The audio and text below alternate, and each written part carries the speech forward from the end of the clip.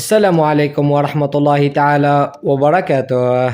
سجد النجم البرتغالي كريستيانو رونالدو قائد النصر السعودي بعد تسجيل الهدف الثالث لفريقه أمام فريق الشباب، وهو الهدف الذي أهدى فريقه الفوز أمام نادي الشباب.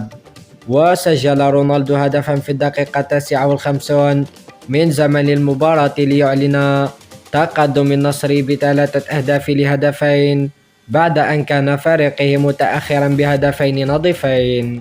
وتفاعل عدد واسع من الجمهور الحاضر بالمدرجات بالخرجة الغريبة للنجم البرتغالي. وكان رونالدو قد انضم إلى صفوف النصر في الميركاتو الشتوي الماضي لمدة موسمين، وذلك بعد انتقاله من مانشستر يونايتد. وأحدث رونالدو ضجة كبيرة في مواقع التواصل الاجتماعي، وذلك بعد سجدته.